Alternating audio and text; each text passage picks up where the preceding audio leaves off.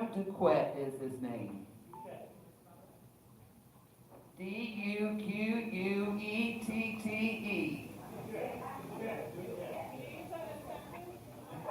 Duquette. I'm not French. I'm American. The Silver and the Boulevard. Any other questions?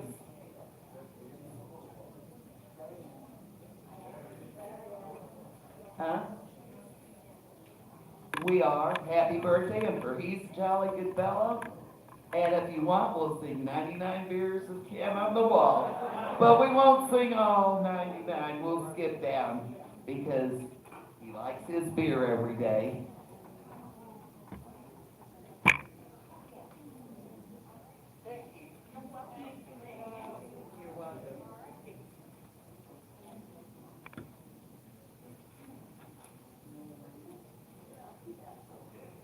Debbie, before we start, can I, folks, we've had a lot of issues with people using the microphones. So what we would like to do is give a 30-second microphone etiquette. When you use the microphone, keep it in front of your mouth. Talk to the bottom of the microphone. If you're not talking to the bottom of the microphone, you're gonna hear this. So we just wanted you to kind of understand this is how these microphones work. These are not omnidirectional where you can hold them in the air around you. You need to speak into them directly. That way the people on YouTube can then hear what you're saying. So, thank you.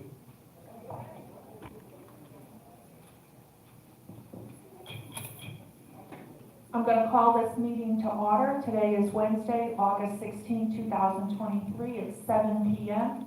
If we can stand for a moment of silence and say the pledge.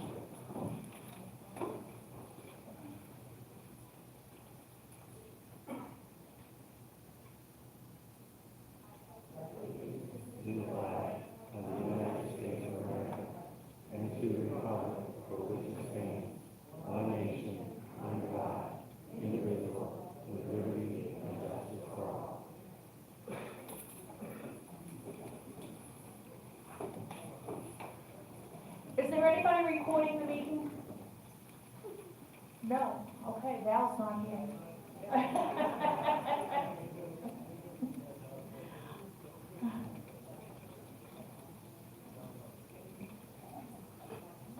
Okay, I'd like to go and approve the minutes.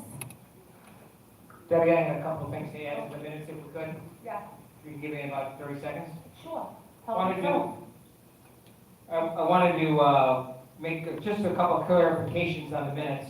I had gotten an inquiry from a resident about the RV compound.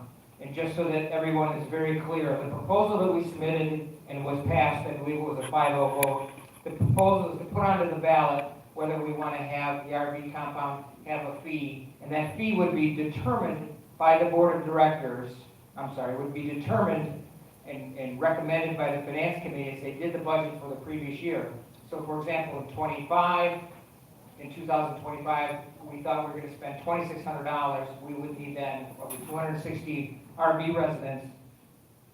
We would need $10 a year to cover that. So that would be their fee for that year. And it would be determined in November, December. The board would then vote yes or no on that fee, just as they would any other item. So just so that we're clear on that. And the other item was the abuse of language. I just wanted to make it crystal clear, and these are the words that I used. We are simply not going to accept abusive behaviors to any of our staff. Simply, totally, and completely unacceptable. And if we do have that situation arise, I'm going to, for example, if I'm in that situation, I'm going to bring up a C1 violation, which I believe is a $100 fine. And if somebody's in the building being abusive, we're going to escort them out. It's just not appropriate in any way, shape, or form, period. Thank you.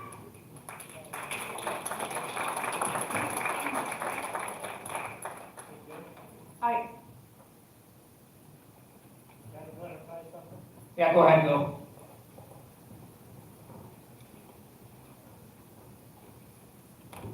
the thing on the fee is, you gotta understand that the amendment is to give you permission for them to charge you yearly fee. But the fee will not be established until after it's been approved. That's very important. People ask me that question, if that's the case, is that right? That's correct. Thank you. So, for example, if there was $26,000, which is an extraordinary amount that we thought we were gonna do that year, that would mean divided by the 260 is $100 a year or $8.33 a month. In that one example, should we have an expense that large that we're expecting? And that would be extraordinary. I think, what do we go to, about $3,000, $4,000 a year or less? Is that ballpark? Okay, thanks, Gil. Okay, I make a motion to approve the amended minutes. Do I have a second? All in favor? Aye. Unanimous. And there's actually no correspondence this evening, so I will actually get up and have a few minutes here.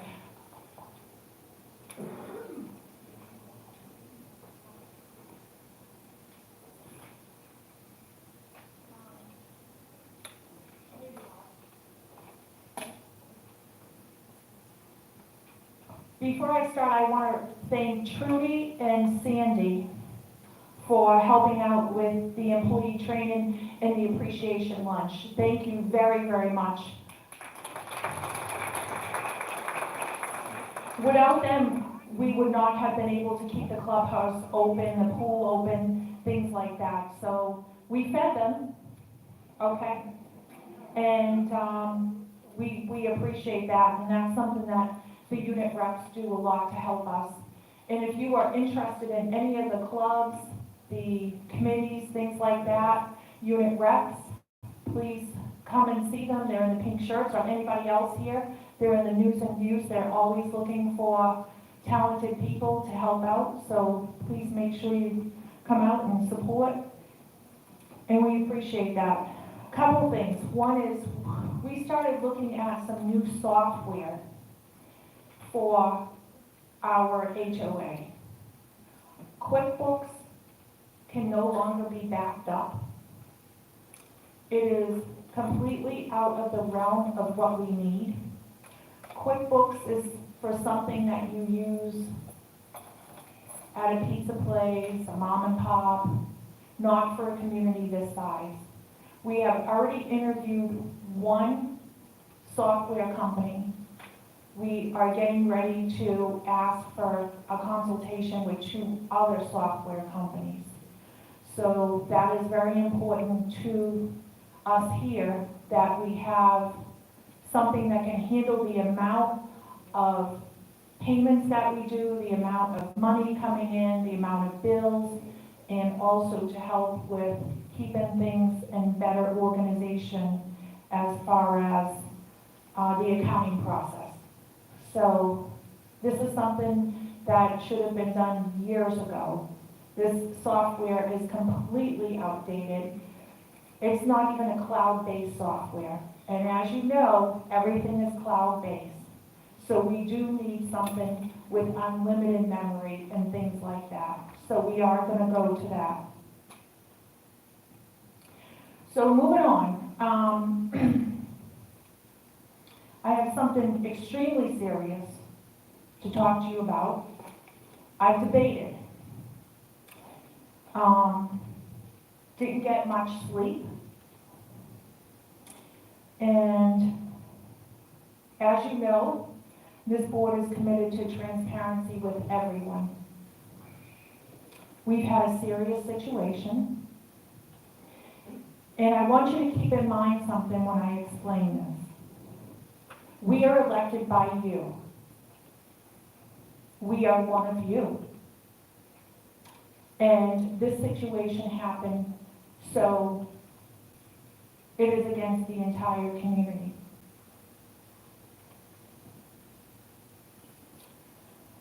On Monday, August 14th, I received a call from Arlene in the office. She was upset. She stated 3 envelopes had arrived at the office, which was postmarked on 8/10/23. One was for me, one was for Harry, and one was for her. She stated they were typed, no return address, and the letter inside was typed with no signature.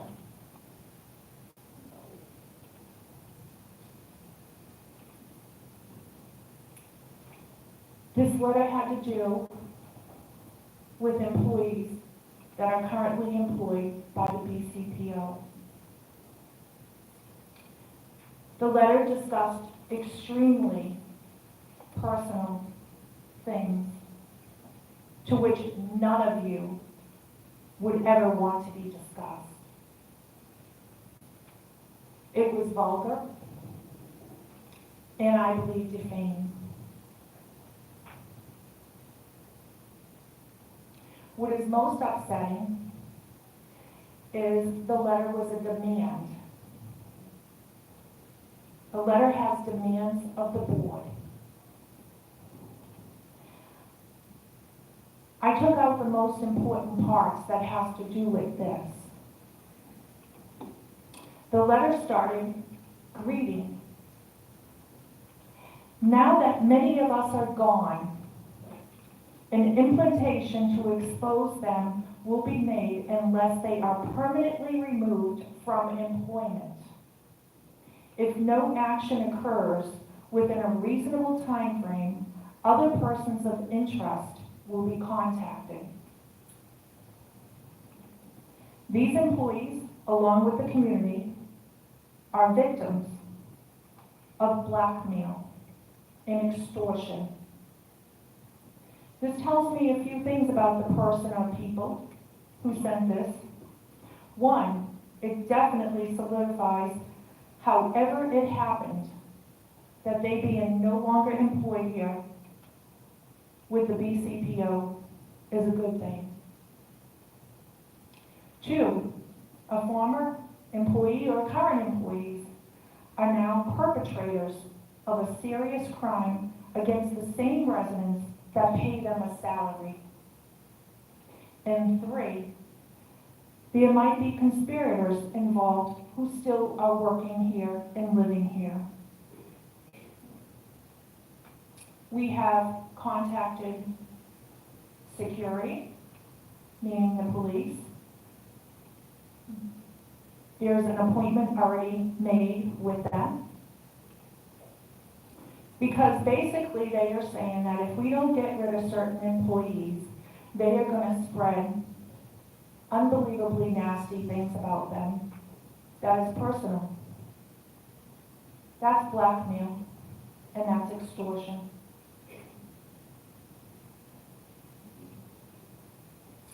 If you work here and you helped or have knowledge about this in any way, I suggest you leave immediately. If you live here and had any knowledge of this or heard about it, shame on you for allowing a serious crime to take place. This has affected and will affect the whole community. I debated whether or not to stand up here and tell you all this. Is it embarrassing? Yes. Is it embarrassing to the people involved? Oh my Lord, yes it is. How would you like it? How would you like a letter to arrive at your employer, telling your employer basically to fire you, or we're going to do X, Y, Z? Well, we're not playing your game.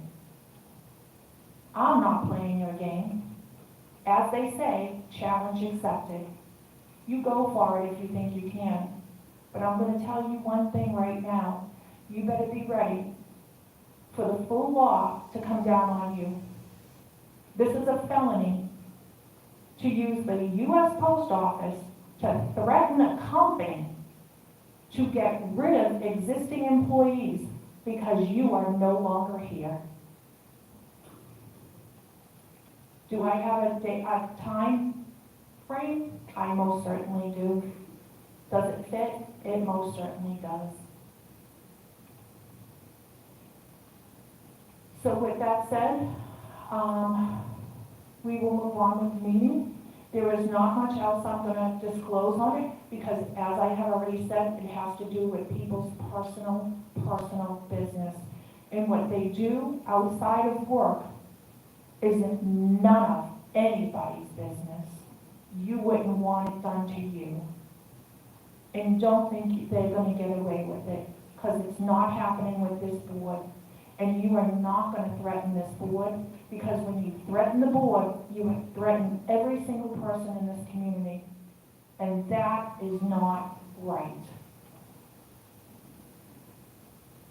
I'm gonna leave it like that, because we have police now involved, we have some other agencies that are involved, and we will take it from there.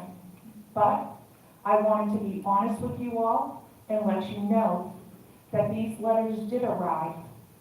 We were extremely surprised that people would stoop to this level and think they could get away with it. Yeah.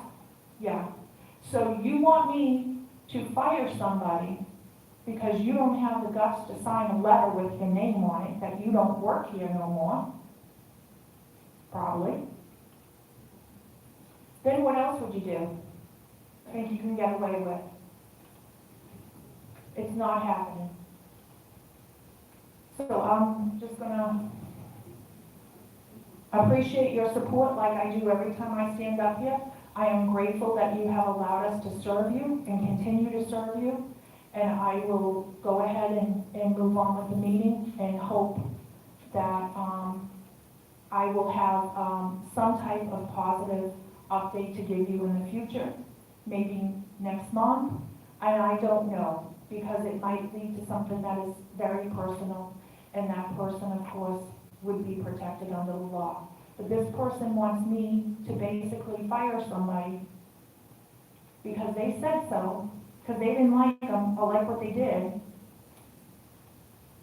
And that would be a crime, to fire them, because you told me to, but then you perpetrated the crime, and so they are victims, and we are victims.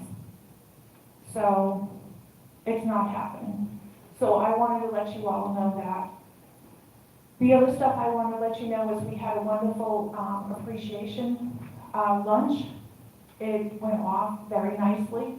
We had door prizes and things like that, and we had some training that on sexual harassment, random drug testing, dress code, vehicle policy.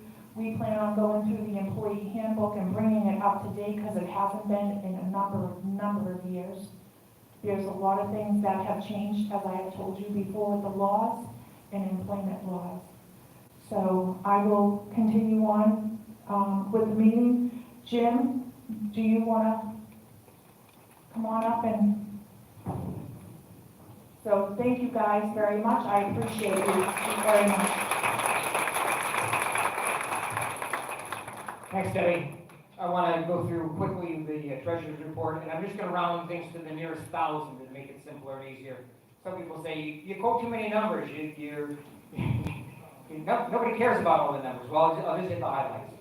At the very top of the report, it shows the operating balance that we have right now, $312,000. The interest that we earned month to date and year to date, we earned $2,427. Year to date, $5,646. That's just operating funds. We're at 64%. We spent $906,000 out of a budget of $1.4 million. That's 64%. Just so you know, where should we be for July? We should be at 58%, we're at 64. So we're a little over budget. We spent a little more than the budget. The good news is July, August, and September tend to be months you spend less money. So we'll probably be catching up. We were 8 points behind the month before, now we're about 5.6 behind. So for reserves, $2.498 million. With some interest we got in, now we're over $2.5 million. As you notice, there's a new column. It's got July, August, and September with dollar amounts there. What that is are funds that went from operating to reserve and how much they were and what months they were for. So, for example, $52,000 was July, $52,000 in August, and $6,400 for September, so we paid a little of September's already, even though we're not in September. We still have 46,000 that's due for September. We paid out a total of 25,000 and some change for 5 different checks, checks 105 to 110. The donated funds, we're at, the ending balance is $28,000. We started with roughly 28,000. We got 805 donations that paid out 1270. Total interest year to date is 17,222. I believe that surpasses last year. As of the 9th of August, we're over 20,000. So seems like every day we get more interest, which is good. Somebody asked me, and I do have a spreadsheet that's up on the website if you want to look at it. Well, Jim, where's all our CDs? It's on this beautiful, colorful spreadsheet. The top in yellow are CDs that we've already had. They've matured, so we put the money in, we got our interest back, and we went on to the next item. And then on the far left, there's a little, when you reinvested something, where did it come from and where did it go? So you're welcome to pull up the website. I'd wait a day or two and then take a peek at that. We do have 24 different CDs in 20 different banks. Wow, that's a lot of different banks, I've heard. Yeah, it is, but we're trying to lower our risk. As you notice, in the past 10 days, two more banks have failed. So I'm uncomfortable putting more than a 6-figure amount in. And we've got a couple with 100,000 and a couple with 200,000. But I'm uncomfortable putting more in one place. It's a little more work, but it's worth the effort. So those are the highlights. You bet. While I'm talking about treasury and money, one thing that I'm not sure how to bring it up, but let me just give you the highlights. There's 2 things that we can do as residents and members that will make the lives of our staff a lot easier. Think about it, 2,830 properties, which means 2,830 payments every month. So what we'd like to do is we'd like to make a request or a recommendation or a suggestion, whatever you want to call it. We're not demanding, we're not saying you have to do it, but please, when you come to make a payment, pay in cash. I'm sorry, don't pay in cash. Okay, catch that. Please checks, money orders, ACH, which are automatic clearinghouse, that's where it's automatically drawn out of your bank, debit or credit cards. And it does a couple things. It makes their lives easier without having cash. It certainly makes it a lot safer. I'm kind of nervous having any cash at the admin building. It just makes us a target for fees. And these days in Florida, as in many states, everybody but me has a gun, apparently, for whatever reason. And the second thing we can do is, and this is even a huge request, some people are able to do it and some aren't, is when you make your payment for January, for example, consider this. Consider making January, February, and March, and then pay every quarter. So what you've done is instead of doing 2,800 payments every month, now we're doing 2,800 payments in January, but not 2,800 in February and March. It makes our staffs a lot easier. Just think, 1 minute times 2,800 accounts, that's a ton of time just processing, just simply the payment. So if you could consider that, pay quarterly, paid by check, money order, not cash. All right, thanks.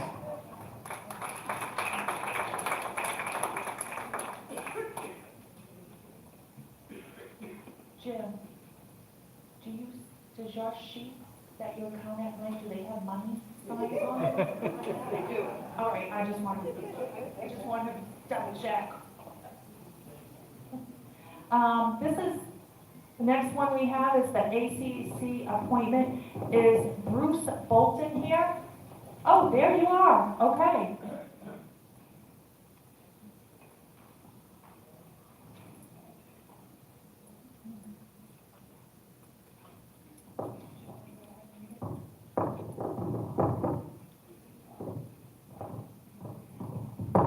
Hey, Bruce, can you come up front? I'm making a motion to approve Bruce Bolton to be on the ACC committee. All in favor? Aye. Aye, unanimous. Nobody's gonna swear you Who's in? gonna swear you in? Nobody's Yeah, gonna swear that's you gonna in? be fun. Mr. Snyder, are we still taking another application, or we got what we need? You know? I think maybe one more, I'm not exactly. Okay. So if you're interested in getting on to the ACC committee, please go down to the office, fill out your application, and it will get to the proper people it needs to be, and we'll go from there. Thank you.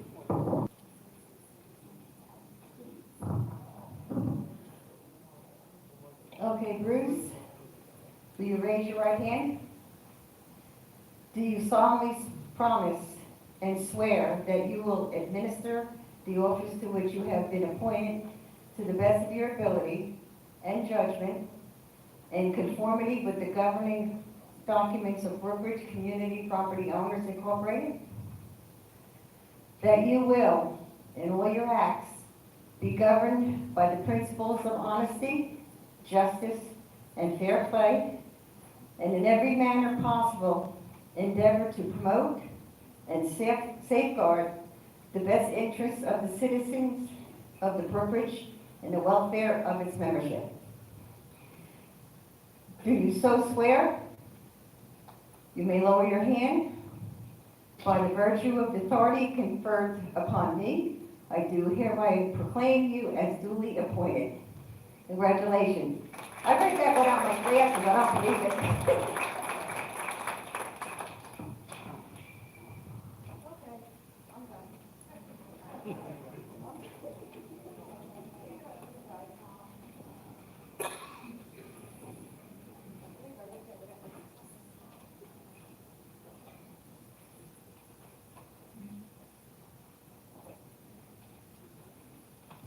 The next item that we have on the agenda is the preliminary budget.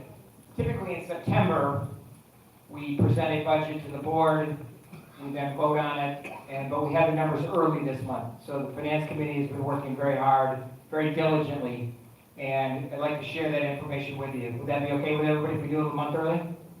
Okay, great.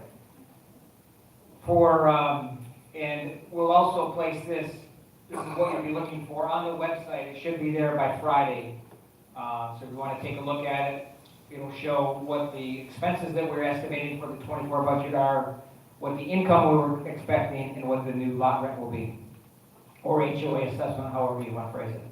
I'll give you a couple of quick highlights, and again, rounding these off. We have subtotal of operations about $1.5 million.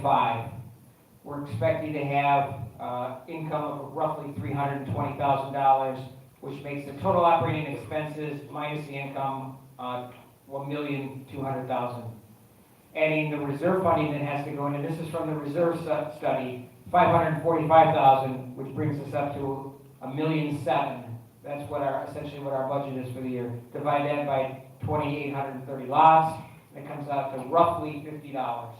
So we're recommending for 2024 that the dues go from $48 to $50, a $2 increase. Remember that last year there was no increase, and this on years that we had roughly 8.3% inflation last year. This year, the estimates that I've heard are anywhere from 3.5 to 3.9. So you figure you have 12% inflation over 2 years, and we're only going up $2, which is 4% basically. So I want to give everybody just a quick update where that is. If you want to see it tonight, I've got a copy of it. You're welcome to buzz over and take a quick peek.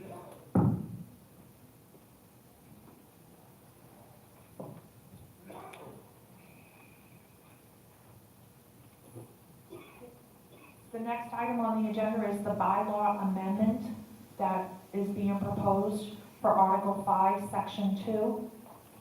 I'm recommending that, this is the topic, I'll read the board agenda topic. Amend bylaws, Article 5, Section 2, to allow one non-full-time resident to be on the board of directors. The community has approximately 40% or more part-time residents. They deserve representation within the community. I recommend that this topic be placed on the ballot for our community, not for the board, but for the community to decide, to vote and to decide on. I propose that we place on the next available ballot and allow all voting members to decide if one non-full-time resident would be allowed to be on the board of directors. Now, there'd still have to be somebody who's a non-resident who would want to be on the board. They would have to do everything. They'd submit their resume, and then subsequently they would have to be voted in. They could or could not be voted in, depending on the count. So that's it. Now, I know there's some strong feelings. Some of the full-timers, I'm guessing, would say, no, they need to be here. They need to be here all the time. They can't be an effective board member if they're not here. The snowbirds which I used to be one, and probably many of you had, would say, no, we deserve the representation with the technology advances. We just did an accounting meeting, people were from another state, we were talking to them, just like we were sitting 5 feet away from them. So with the technology, we do have that availability. So I'll open it up to the floor if anyone has questions or comments. I'd like to get a second on this motion. Member comments? Is there anyone who thinks it's a horrible idea? Now's your chance.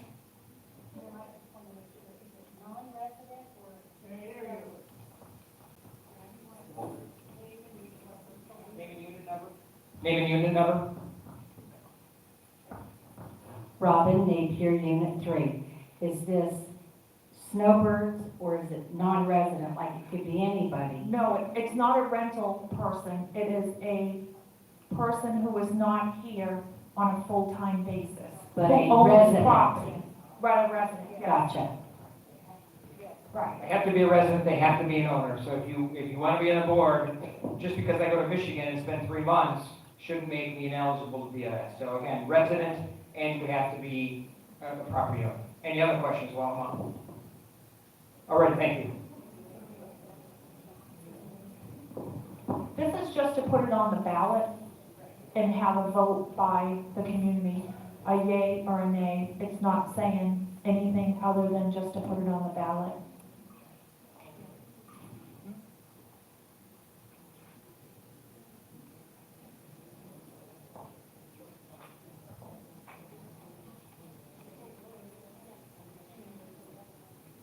We need to call a vote on that proposal. Yeah.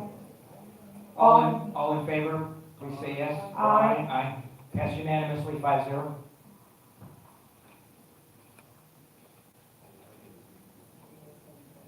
The next item is another item that I had, and I'll read the board agenda topic. The BCO Community Cable and Internet Agreements, that's the topic. Renewal of those agreements. The community could be generating revenue upfront or quarterly revenue sharing fees. TNCG, which is the Telecom National Consulting Group, can assist us with their expertise and experience. We want to review the options that we have to the community, and that's the only thing that we're doing is reviewing what are our choices, what are our options that are available. The motion is going to be to continue discussions with Telecom National Consulting Group and review and investigate opportunities to add revenue. These revenue possibilities will then be shared with the Brookridge community. And there's been, I guess, I'm not on social media, but I guess it's been lit up with all kinds of comments. And let me make a couple clarifications. What we're looking for is to have an agreement signed with Spectrum or other telecom companies. It's called a access agreement. It allows you to come into the community. It doesn't have anything to do with pricing. It doesn't have anything to do with what choices there are. So if you have basic cable now, you get 5 channels, and you still have the opportunity to get 5 channels for whatever price you're paying. This is simply allowing them the access to come in our community. And just so that everyone is aware, we actually have an agreement with them, which nobody knew about. One is from 2005. It was a 7-year agreement. There was a second one in 2012. That was a 10-year agreement with automatic renewal. On those agreements, we had 0 revenue, and we got 4 courtesy accounts. That's what the Spectrum, who happens to be our vendor, gave us for that luxury to come and service our neighborhood. So what I'm suggesting that we do is we talk to this consulting company, see what they have available, see what their suggestions are. They're experts in the field, and see is there an opportunity for them to come in. And there's 2 types of contracts. There's a bulk contract and a non-bulk. A bulk is real simple. Everybody gets cable, everybody pays for it. We advised them that was simply unacceptable. That's something that we would ever consider where we're forcing everyone to get cable, because what if I don't want cable, or if I want Dish Network, or if I don't want Spectrum and I want some other company that'll come in later, or I want to use a satellite dish that uses or a telephone line. So there's a lot of different ways, or don't want to have any at all. We don't want to force the community into that situation. So this is to investigate what is possible. They believe we have the ability to get several $1,000s for this. Because a community the size of ours, just allowing Spectrum to come in here, just to do what they're doing anyway, they should be giving us some money. Now, there's another piece of the puzzle. The agreements are, there are non-bulk agreements where there are two different kinds. One is exclusive and one is non-exclusive. The exclusive means only Spectrum can come in here, we sign a contract with them and they're the only ones that come in here. That's what we have now. There's also a non-exclusive where Spectrum could come in here, but if we want to add Frontier, AT&T, Blue Star, or Hotwire, any one of those four, we could add them to the community. And what happens when you add another supplier is real simple. The price is probably going to go down because you have more than one choice. You can play one against the other. So that's what we're looking to do. This is not to set rates. It's not to determine what services you have available. If you had HBO and Showtime and Stars and a million channels, then you'll still have that ability to get that for the same amount. There's nothing to do with pricing, nothing to do with availability, nothing to do with service, it's just them allowing them to come into our community. It was basically allowing them to come through the gate. That's all it is. And when we sat down with them, the first thing I said was, I'm a dish TV. I'm not giving it up, and I believe in choice. If somebody wants it, somebody doesn't, somebody likes this, somebody likes that. And that's when they went to explain the access agreements and the bulk and the non-bulk. But come to find out, we've had an agreement and haven't got any money on it. And it automatically renews. We don't do anything, and it automatically renews. And this is again from 2012. So, is there anyone in the audience that has questions? It is a pretty complicated topic, I'll be the first to admit. Yes, Gil?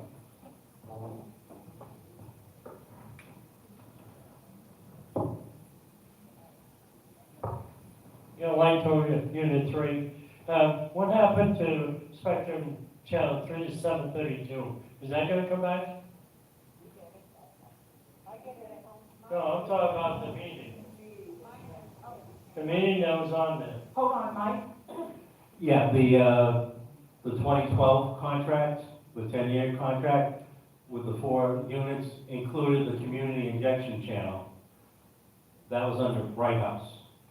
When Spectrum took over, they honored the agreement until the contract expired. But about a month before the contract expired, they took out the fiber optic, which is what we're running. So the last communications I had within Spectrum was we would have to buy the equipment, which is north of $20,000, to bring that channel back. Okay. Any other questions while I'm up? Yes, ma'am.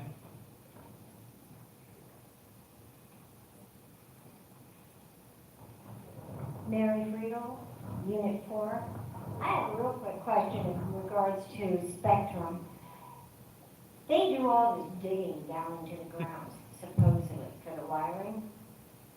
Well, every time we turn around the vacant lot that's next to us, the people that come and cut it pull the lines up out of the ground. And then we don't have good reception, or if we can get Spectrum at all. And then we have to go and chase down Spectrum at their offices and try and get this all serviced again. And they say, it's not your problem, it's not your lot.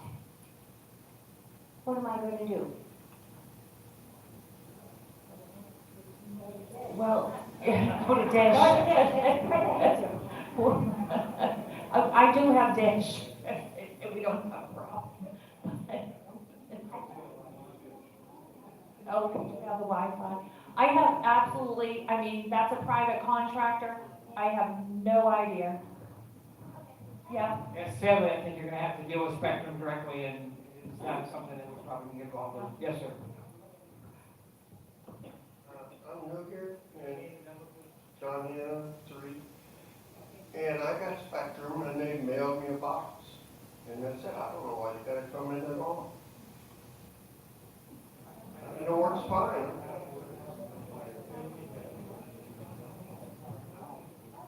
I can also tell you that when we met with these gentlemen, that we had informed them that there would be 2 things that they would have to satisfy for us. One is, first off, we do not sign anything at all, no contracts, nothing, without our attorney reading them. If our attorney does not want it or says it's not in our best interest, then it's a no-go, and that's it. And we're done and over with. That's the first thing. The second thing we told them is that they would have to agree to come to meet you all and ask, and for you to ask all the questions that you wanted to. So that was two things that we told them. But we also made sure that under no circumstances would anything be agreed upon unless that people just could do whatever they wanted to do. And there was two agreements. And one was just to allow them to come in here and have the access, but should the fiber optics start coming in here and more companies, that they have a right to come in here. And that was right there, and they have it laid out in their two agreements. But to have an agreement and not get any money for it, we looked at it, we could use all the money we can get, and that's all it was. Basically, it's just to explore the options that we have out there. It wasn't taking away anybody's TV, making you go here, making you go there. It was not doing that at all. So just to clarify that. Okay, just to reiterate what Jim had said before about social media and some of these online stuff that you may or may not read. I don't want to mention the one, but anyways, we see it all the time, and unfortunately, stuff is put out there that's not true. We don't know where they get it from. They just like to rile people up. And my only suggestion is to everybody here, because we're all in this together, we all pay our taxes and homeowners, and you have a board here that cares so much about what goes on with everybody here. If anybody, please, if you have any questions on what you see, which is most of the time is false, give us a call. We'll let you know, because we're transparency up here. We are. And like with our president getting up there and letting the membership know about, the situations that have come up, and I'm sure there's more to come up, but it just seems that ever since this board took over, everything is coming down the stream. And so you know what we do the best that we can. And one thing I have to do, I have to give kudos to our president, I really do, because she investigates everything, she does her background, she doesn't know you do, and she makes sure that whatever she's putting out there is the truth. And this is what we want you guys, just the truth, not that crap that's on there about the gates, about this, about that. It's not so. It's not so. And we thank you guys for having trust in us. We really do.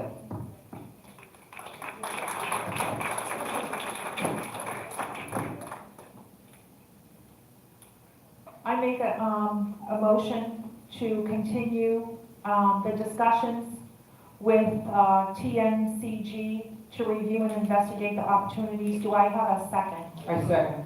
All in favor? Aye. Aye. Unanimous? That's correct.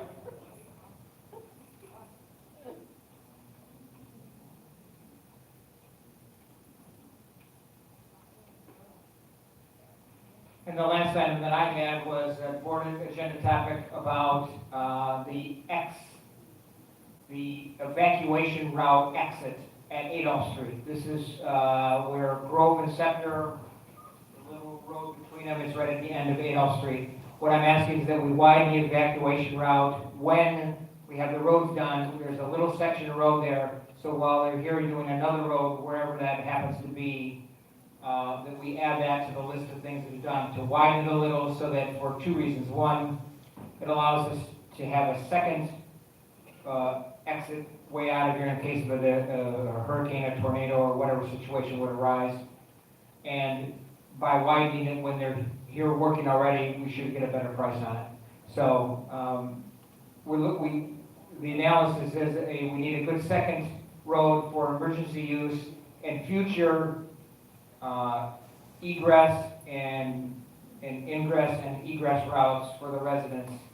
I recommend that we widen and pave a small section of that pavement the next time that we're repairing roads in the community. I propose that when we repave roads in our community, between, anywhere, that we concentrate on the road between Scepter and Grove Road at the Adolph exit. So we want to widen and pave it, that's kind of the highlights. Can I get a second on that?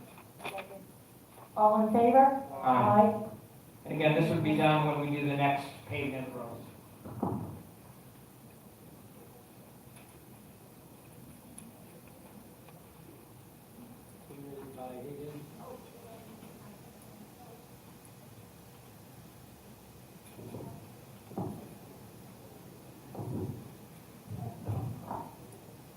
Submitted by Higgins Cook.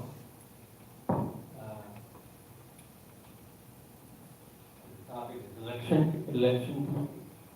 Request resumes for those interested in serving on the election committee. It's just a request, resumes if you're interested in serving on the election committee. If you would like to, yes, I have a question about that. yes. Cover sheet. Could you get on a mic?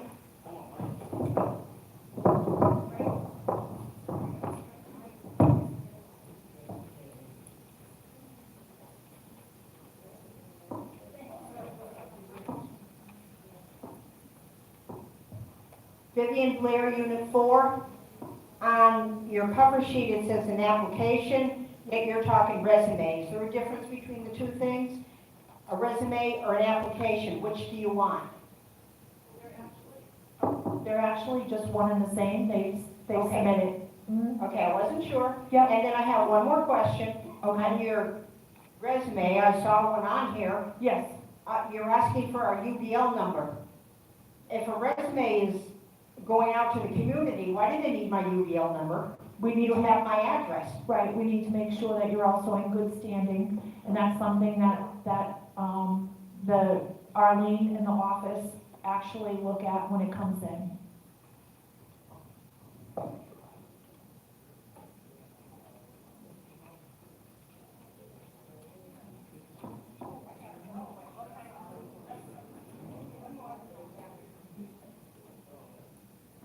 My question is, are you looking for all new people? I've worked on that board for the past 5 years, and I know of a lot of people that have done more time than I have. Are you looking for new people, old people?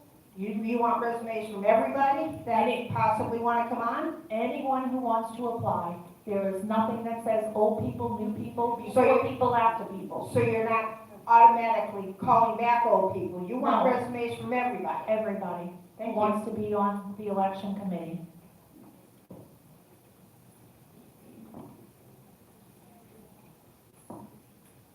Okay, again, submitted by Higgins Cook. The topic is paid day off for employees' birthday. Proposed motion, I move for the board to give employees a paid day off to be taken in the month of their birthday, as schedules allow. This will go into effect as of January 1st, 2024. This is to become more in line with what, I'm sorry, what? I want to hear what he said. I Okay, couldn't understand him at all. okay, well, I'll read it. Thank you. Okay. This is submitted by me. This is the topic, paid day off for employee's birthday. The proposed motion, I move for the board to give employees a paid day off to be taken in the month of their birthday as schedules allow. This will go into effect as of January 1st, 2024. This is to become more in line as what companies are doing on the outside. We cannot pay our employees current, you can go to McDonald's right now and make $15 an hour, no lie, a sign-on bonus, and then if you show up for work for 30 days, you get another bonus. That's wonderful.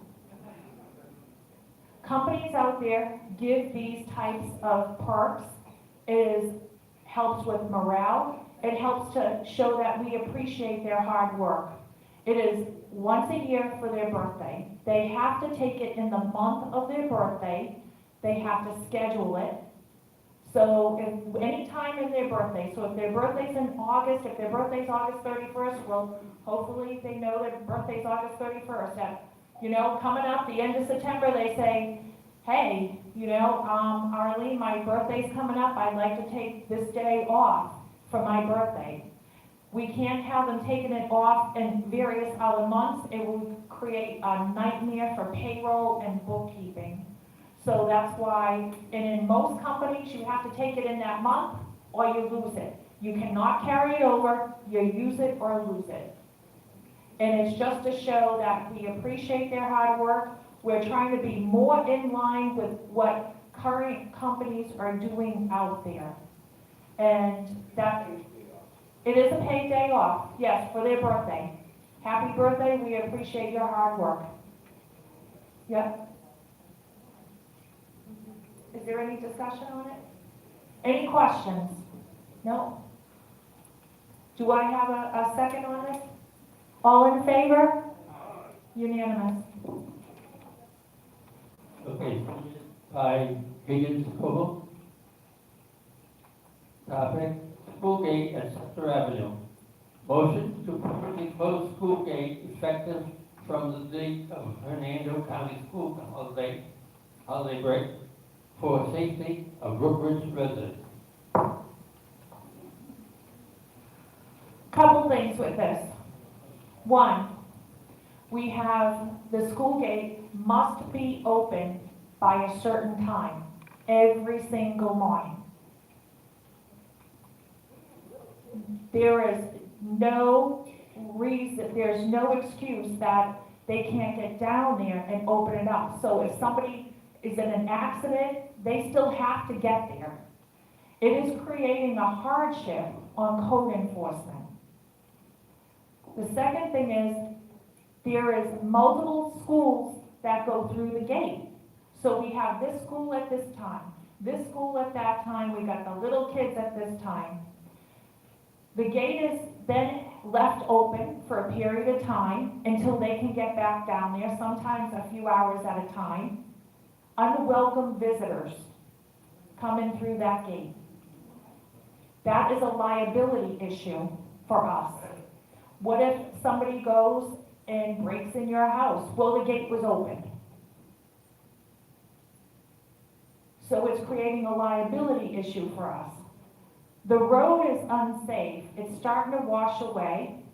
The other thing is Public Works is complaining. It's creating a hardship on them. They constantly are having complaints about trash, wrappers, bottles, cans, juice boxes, you name it, that they have to go down there and pick it up. It's not fair. You would drop your kid off.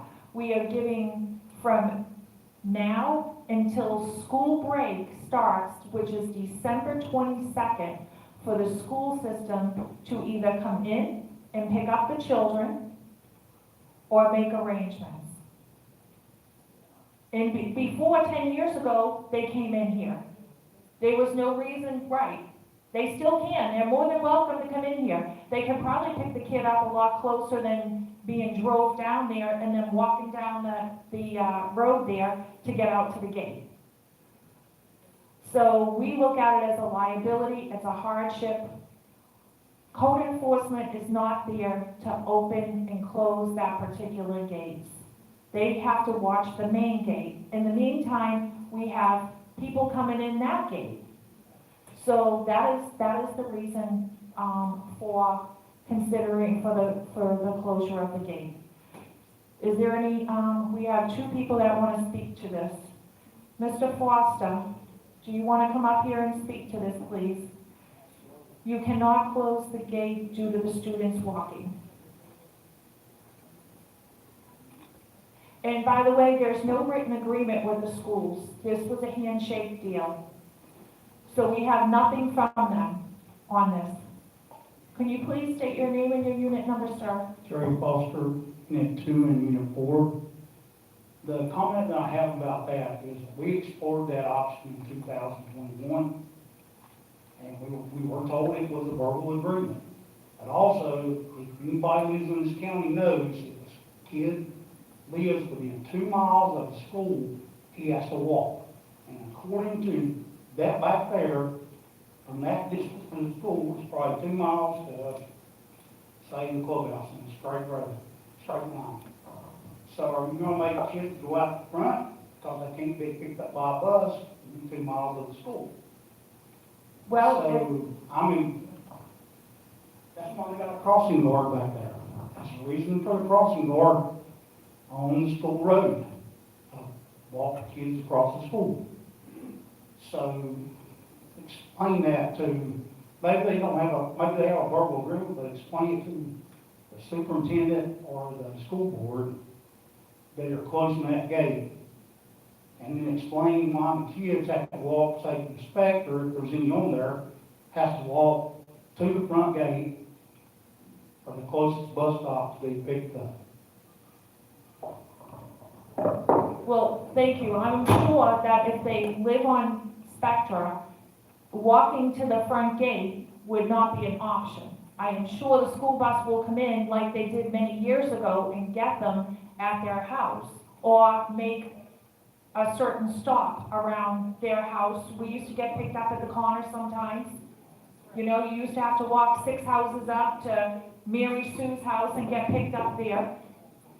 Right, and actually, if a parent has to go to school and pick them up, they have to go out the front gate and go around like everybody else.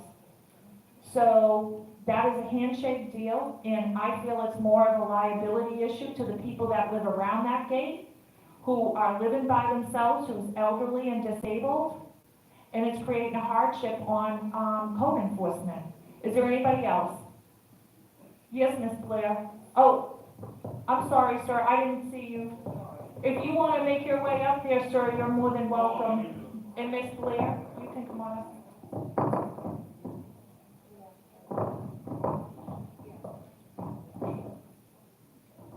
Vivian Blair, Unit 4. I just want to say thank you for closing that gate. I live across the street from that gate, and presently, with the new school year, when I first got here, there was at least 15, 20 cars every day dropping their kids off. Yesterday, there was 3. The school gate is broken, and it has been for 4 years. And our past code enforcement general knew it. They opened up the school gate, which originally you needed a pass to come through. It's broken now, so it's propped open with a cinder block. It's open, the gate is open, and code enforcement does a fine job of opening and closing. Like you say, they get there when they can. It's open, along with that school gate, for a total of 6 hours a day, where anybody can walk in. As you said, it's a liability, and I don't feel safe. Thank you.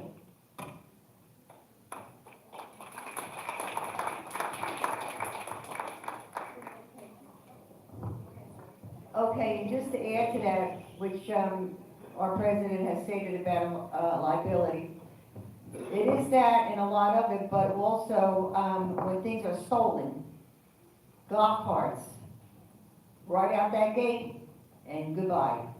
So, you know, not for anything, I know all of us in here at one time or another, when we were going to school, we had to walk. We didn't have school buses to take us here. You had to walk in the rain and the snow and everything else. You know, this is, believe me, I'm telling you. And you know what? This has been a inconvenience for the parents. We can understand that. But over the years, things have happened with that gate being broken, the locks and everything else. So what we're trying to do is keep this community safe, keep the kids safe, and where there's a school bus, they have the school bus stops, let the parents bring them to the school bus stop, get on the bus and go to school. We don't need to have that gate open. Too much stuff is going on. Never found that golf cart. And George, after this young gentleman speaks, Robert Kovac, is he here? Talk from here, I guess you gave me the mic. Oh, Robert Cole, I live on Rialto in Unit 3.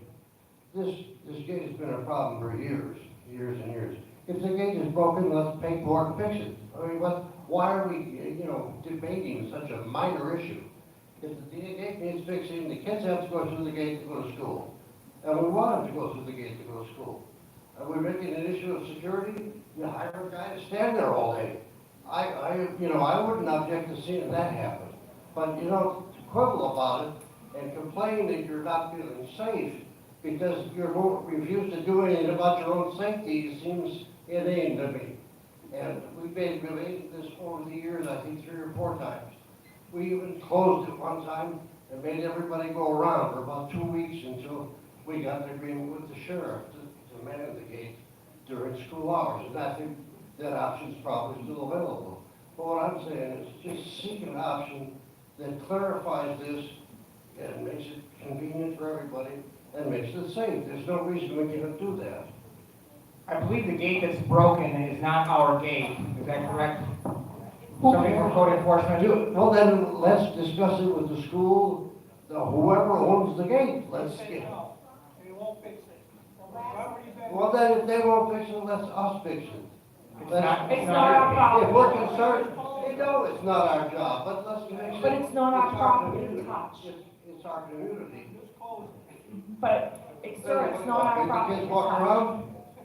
And I just I'm wanna speak to one point the gentleman made about hiring more people to go out there. Let me just tell you right now, so that everyone understands, we can do that.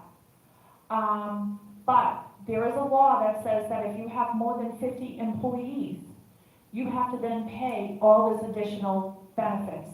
So right now, we're at 45. 45 employees. We've hired a lot of employees.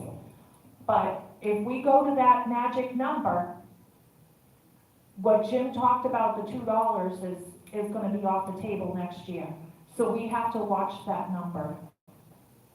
So, George, did you have something? As a treasurer, adding additional people to do that gate, in my humble opinion, would be financially irresponsible.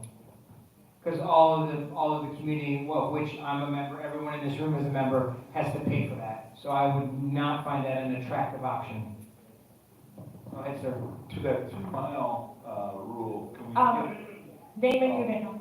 Bruce Bolton, Unit 4.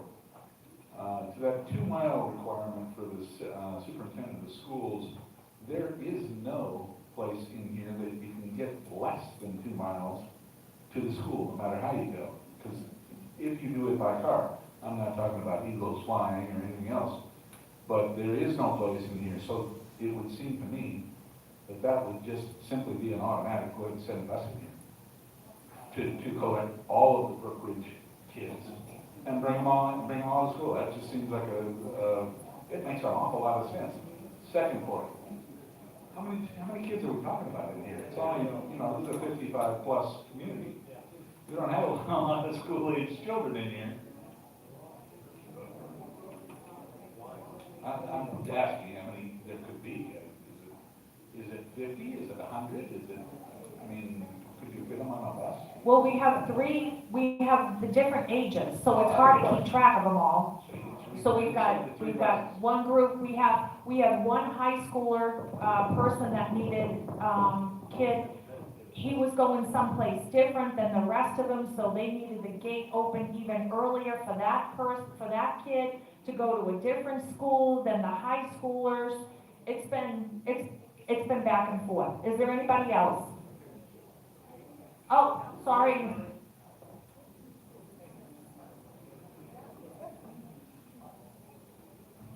Jerry Foster, Unit 2 and 4.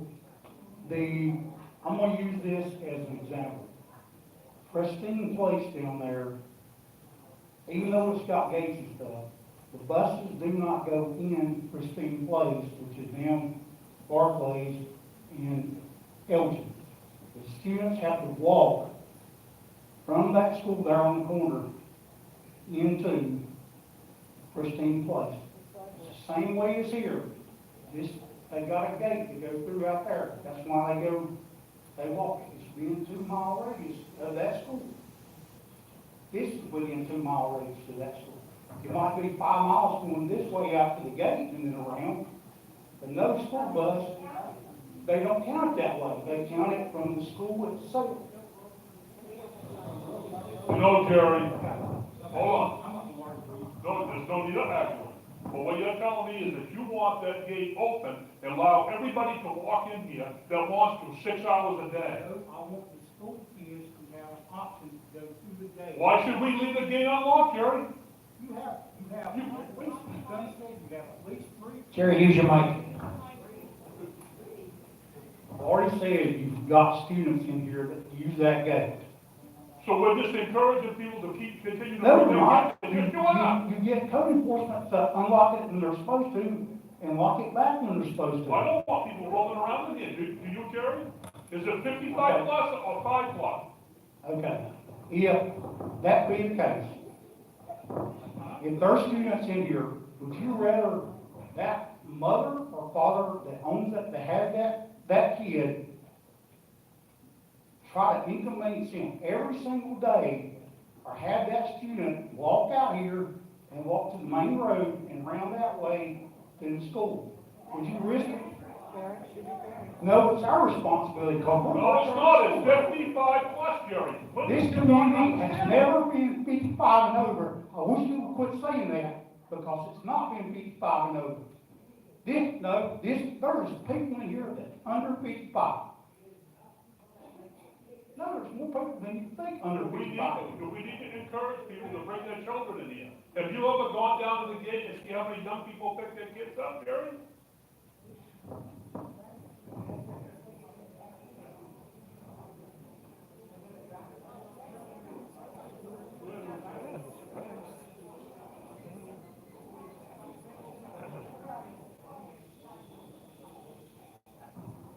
It was really why I committed for. This has been an ongoing issue. It needs to be tabled at the moment, because I talked to the crossing guy Monday, because the school got opened. He doesn't even know how many are left that go through the gate. Once they graduate, it doesn't increase, it decreases. So let's table it. And I'll be one to get all that information you need. I'll get it.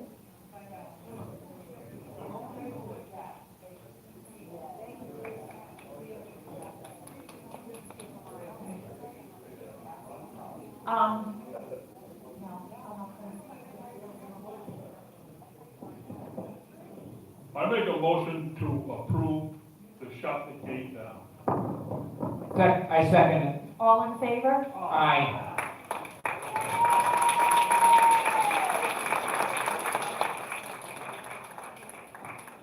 All right, member comments? Okay, Tracy, Esther, you can say what, it's member comments. Oh, okay.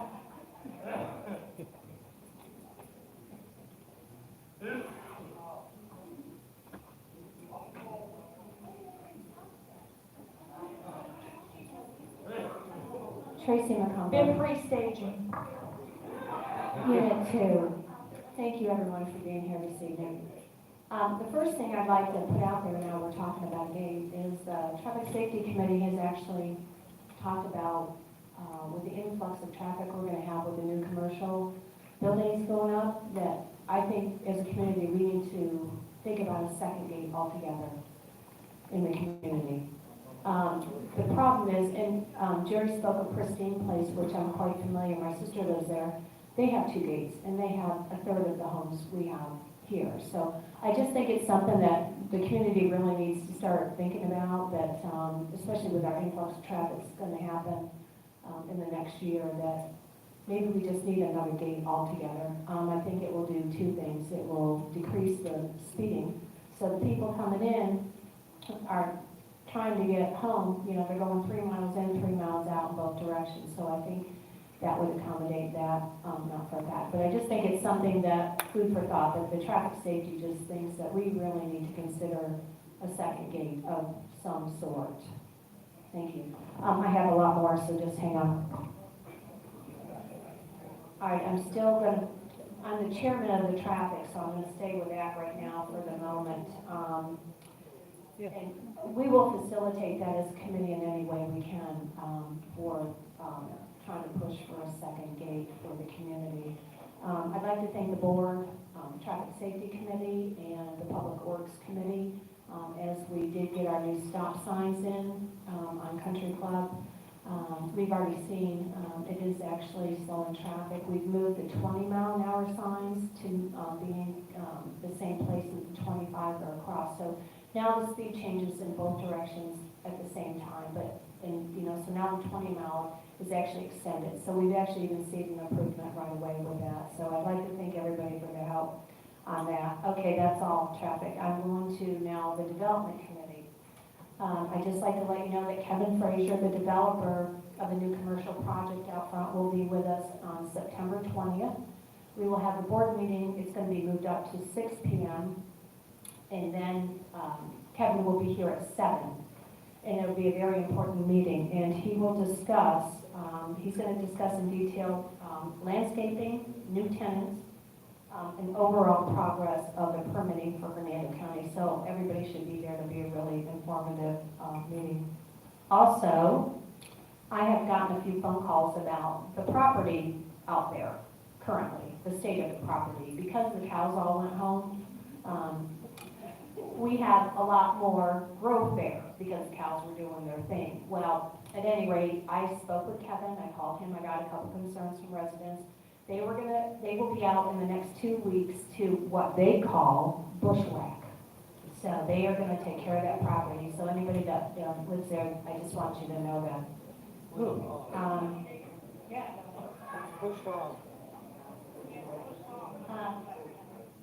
I think that's all I have as far as that goes. But just a reminder, just everybody, Kevin will be here. He's a developer. So any questions, if you have any concerns right now, I talked to Debbie extensively to the environmental coordinator for Hernando County about displacement of small animals, and I think I went over this. So I talked with Debbie. We're going to get ahead of that in case we have any issues. That's been addressed, so we don't have a problem down the road, and we say, well, we didn't think of that, so we thought of that. So if anybody has questions, just please contact me, and thank you all. Thank you.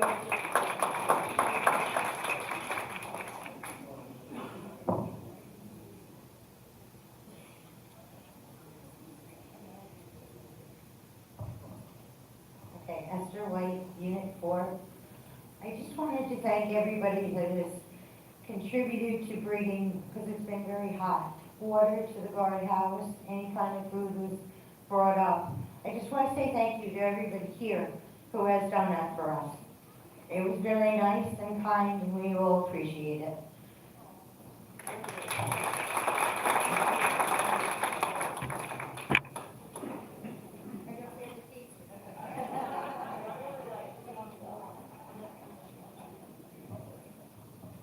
Hi, I'm new, John Hanna, Section 3. In my old community, we had a food program with all the neighbors had, I got talking to the bottom. All right, thank you.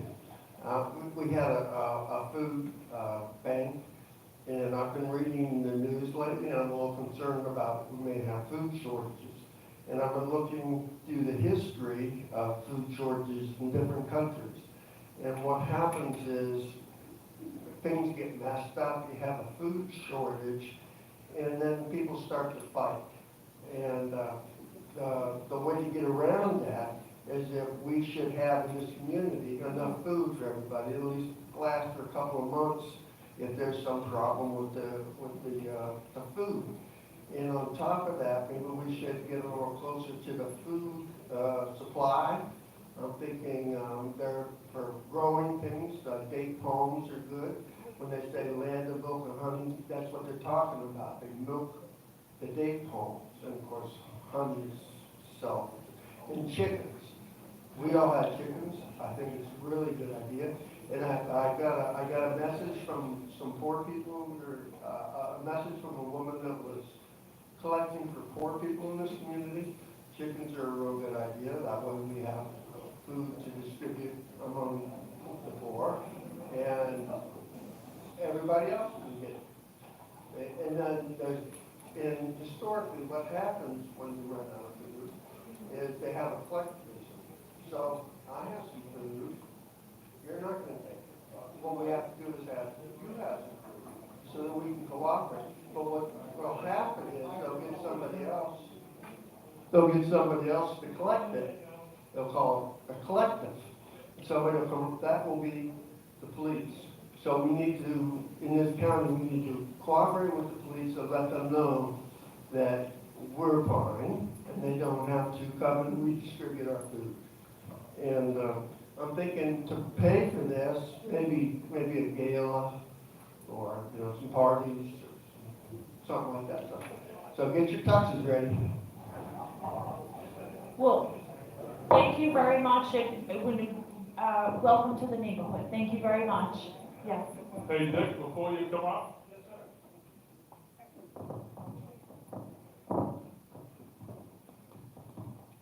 The whole community ought to know that Dick puts in like 1,600 hours a week because his wife throws him out at 4 a.m. in the morning. But the community here and the board of directors want to thank you for everything you do for Brookridge. Your heart is for everybody, and we appreciate it. Thank you.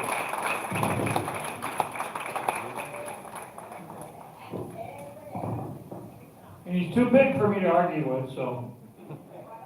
I was very happy to spearhead that project on hole number 1 out there, but George and I spent a lot of hours out there. Debbie was out there every morning. Dick Terrio, Unit 3.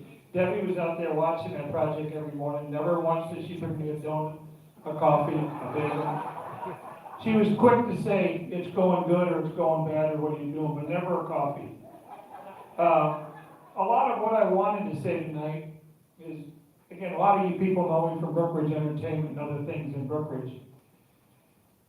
I'm so happy to have this board, and a lot of you guys are too, because I'm out there talking to a lot of you. I think we've got a good board. We've had a lot of hard-working boards here in my 17 years, and I really don't think, if we consider a bad board, I don't think in the mind they meant to be bad. I really don't. I think everybody has good intentions. Some of them work, some of them don't. But these guys are working.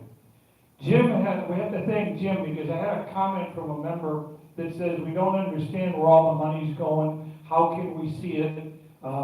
If there's 40 different accounts, we need to see that. He just told us tonight, I think, Jim, you can look on the website.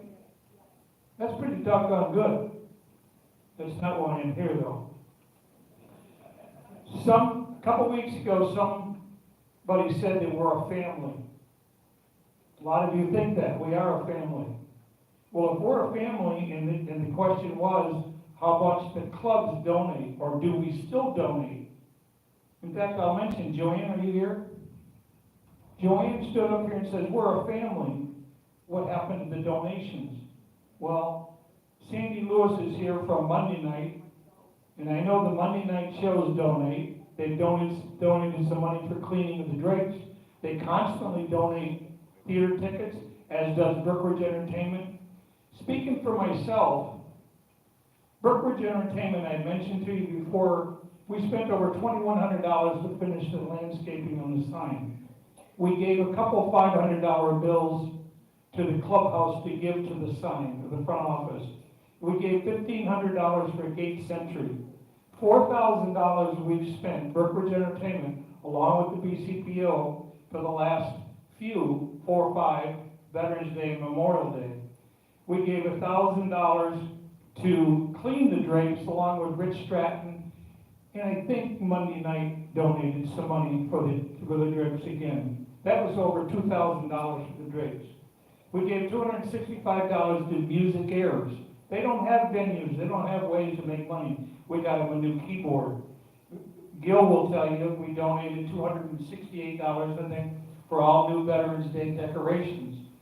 Gil's group the Veterans Committee work hard to underwrite the money for some of the food for these events. We gave 5 years ago, we catered, for 5 years, we've catered lunches for the monitors. Those run $200-300 a piece. I'm gonna bore you to death. Believe me, we raise money for the community. The clubs here do still donate money if there's any question. Rich gave me this, and there's too much. The men's club donated $250 to the ladies of Brookridge. There's Operation something I can't read here. The sheriff's organization, $500 to, this is the men's club, and I don't know what it's for. But believe me, your clubs do donate to the community, and we welcome that. The Brookridge Entertainment, when we collect money, we spend as much as we can on getting better shows, as does Monday night. We take in money, we try to buy shows, and we got season ticket holders in here? We got some pretty damn good shows. Well, the money we have left over, we try to donate to the community. Real quick, some people took my thunder away on social media. Guys, you gotta be kidding. I'm gonna get in trouble here. Sure as hell I'm gonna get in trouble. Here's a neighborhood or social, whatever kind of social media it is, because I don't post. I read. I got it on there because I want to keep up with things, but I wouldn't post on that thing. None of it. But that's just me. Joan somebody, stop signs. Please be advised there are 2 new stop signs. Nice. Informative. Great. Tracy, please be aware of the new stop signs in place in our community. They're at the following locations. Nice. James Bennett, I'll mention the name. Email received BCPO, dear Brookridge residents. Please be advised that the administration will be closed August 11th. Information, nice. Ken Walls, Ken, you know me. Brookridge BCPO Board of Directors meeting tonight, 7 p.m. Hope to see everybody. Nice. I don't even know if I want to read this. Attention, agenda items, really? Making a motion to permanently close the school gate on Spectre? Does the county know about that? Wanting to explore options to charge residents for cable? If that's a question, what the hell are you doing putting it on social media? This is where you need to talk about it. You know, if we're family, there's nobody in here that said, my son's a bum. My daughter had left her 2 kids. My mom can't pay her rent because she drinks too much. We wouldn't put that on social media. Well, this is your family. Go home and talk about how Sandy worked together to get some positive things for the pool. We come in here, we go out of here positive, but then we go home and what do? We got nothing else to do. That's all. Ladies, thank you. Gentlemen, Thank you, Dave. Thank you.